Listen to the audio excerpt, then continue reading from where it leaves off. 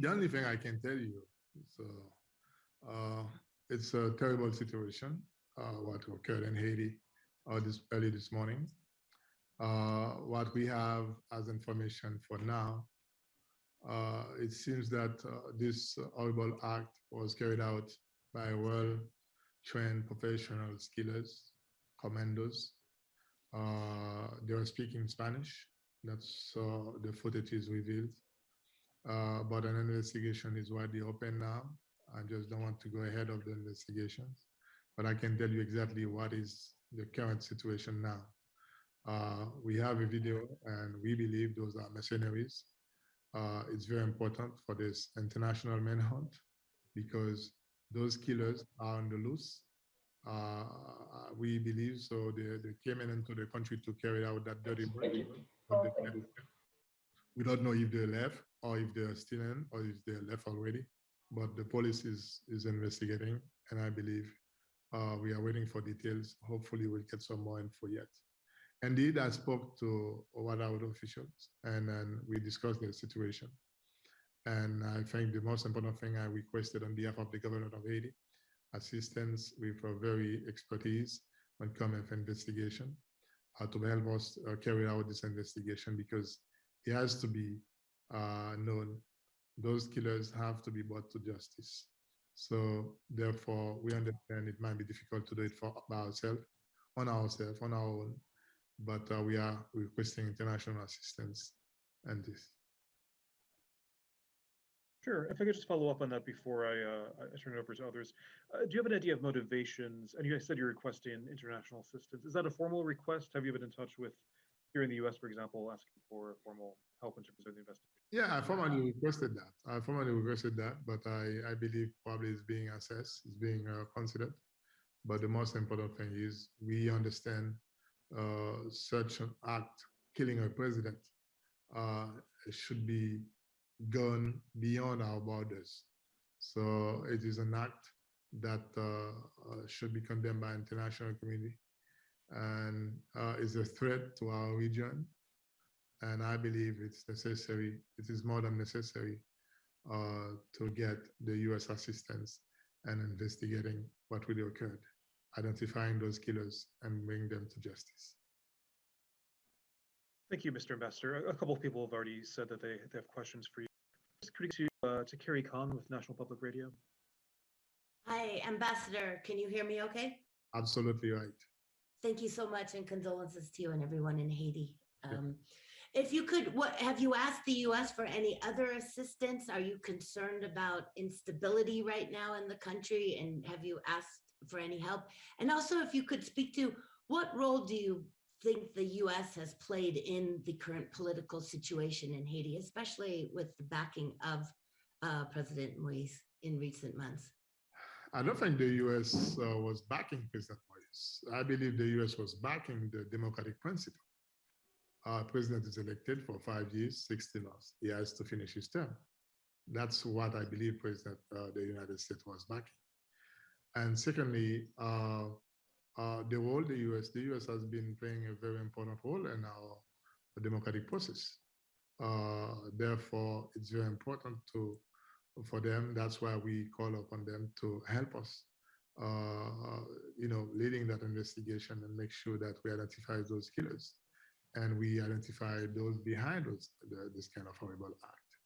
So I think it is also in the national security interest of the United States to make sure that Haiti doesn't go even deeper and to spiraling violence and to chaos, because now this situation is unfortunate, killing president and function, but at the same time, we understand that the current authorities, they will have to use this lamentable situation to see how they can bring the country together, because it's the act in itself is horrible, but as Haitians, I think we can use this moment to come in unity and to find a peaceful way out of this current quagmire.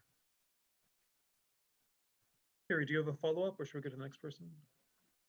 Have you asked for any other specific assistance, security assistance from the U.S.? But our national police has been a great beneficiary of the U.S. assistance, technical assistance. But we've been requesting that for the last 6 months from the U.S. to see how we can strengthen the national police, because there is a fight against the gangs. And the gangs, most of the time, they are even more armed. They overpowered the national police anytime.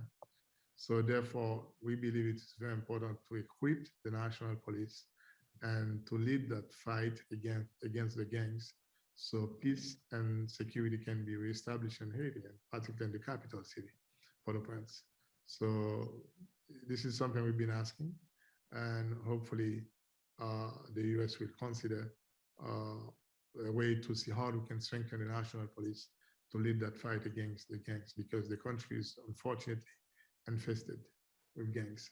So I think it's our duty to carry out that fight and to make sure that we root them out. Can you talk a little bit about the chain of command right now? Who is the rightful leader of Haiti at this point? Which prime minister? And you talked a bit about wanting assistance, and I'm wondering if you could just speak a little bit more about what that would look like on the ground. Do you want troops on the ground? Do you want military assistance, or is it more economic and something else? No, I believe we don't. I think economic should be something we can live for now. The most important thing is security. We cannot have a stable country without security. And you're talking about the chain of command. The chain of command, there was an interim prime minister. He was in office. And there was a prime minister that was named. It was not yet in office. Therefore, the interim prime minister has the responsibility to lead the council of ministers. So the rest of the discussion will come afterwards. But for now, the interim prime minister, he's in charge of the council of ministers. The US, in terms of security, they will decide and they will assess what is the situation on the ground, or is it being unfolded. But the most important thing is we just don't want this violence to be de-escalating, because we want them to control and for the people to remain calm. And so those things the authorities can work together to see how we can pull everything together. But in the meantime, we understand that it's very important for the United States to assist us.